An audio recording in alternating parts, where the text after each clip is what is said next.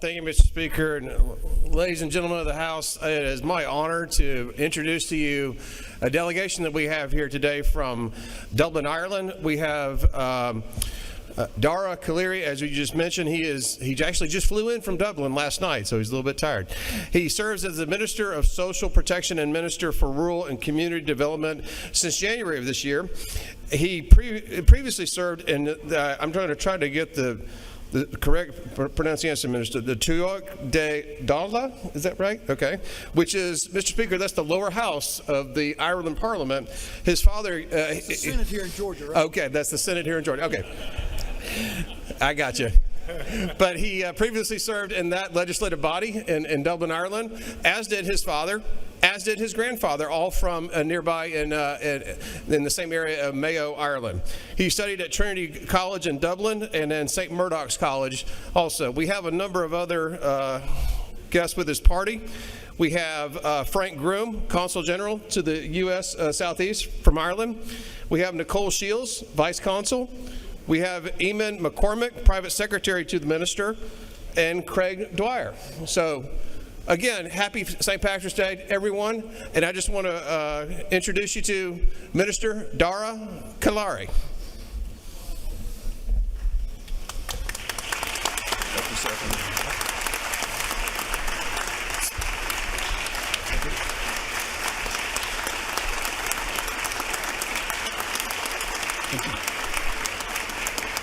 Thank you. Speaker Burns, representatives, ladies and gentlemen, thank you for your very warm welcome to myself and to the delegation from Ireland this morning. It is our great honour to join you here. I want to thank Speaker Burns and particularly Representative Carson for facilitating our visit to you this morning. Thank you most sincerely for the welcome, for allowing us to show you our St. Patrick's Day video, and I bring warmest St. Patrick's Day greetings from across the island of Ireland, from the Government of Ireland and from the Parliament, the Oireachtas of Ireland.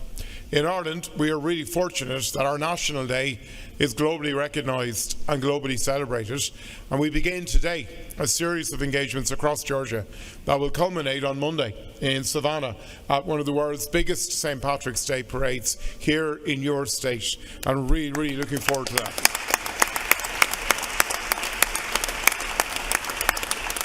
More than 70 million people worldwide claim Irish ancestry, including about 1 million people here in Georgia. And we're incredibly proud of that ancestry, but we also want to keep writing that chapter, keep renewing it, and ensure that those connections remain contemporary. Our connections are deep, they're historic, and I want to remark and celebrate those and reflect on those, and reflect on all of those who have gone before us, who brought that Irish tradition to this state, and we think of those people who have passed on in these days in particular. The civil rights movement that took root here in Atlanta inspired our island and inspired courage across our island. And today we share a lot with Georgia. We are youthful, we are diverse, we are outward looking in combine with you. We even have college football in common. I had the privilege of being here in 2023 when we promoted the College Football Classic, and I was so thrilled to welcome many from this house to Dublin last year when you came to see Georgia Tech win its season opening against Florida State. That is the second time Georgia Tech won on Irish soil, so I'm not saying we're a lucky charm, but look, you won twice and you beat Florida, so that must be really good. Georgia, you are incredibly proud, and I know from talking to many of you this morning that this is the #1 US state in which to do business. In Ireland, we share that title. We are one of the best countries in the world to do business by any metric, and many of your Georgian-grown companies have found success in Ireland. That is a two-way relationship, and today Irish companies employ over 10,000 Georgian citizens across this fantastic state. Last year, in 2024, Ireland and the US marked 100 years of formal diplomatic relations, even though our relations and our connections go back so many more years. And in this year, this newly elected government that I am honoured to be part of has placed deepening the relationship, particularly in states such as Georgia, as one of the priorities of our new programme for government.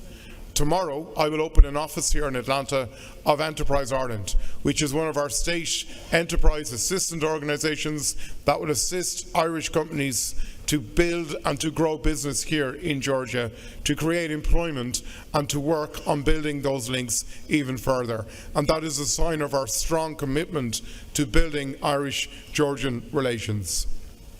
We have a wonderful language in Ireland. I have the privilege of being the Minister for the Gaeltacht and the Gaeilge. Gaeilge is our native language. We have a saying, Ní náirt go cur le céile. There is no strength without unity.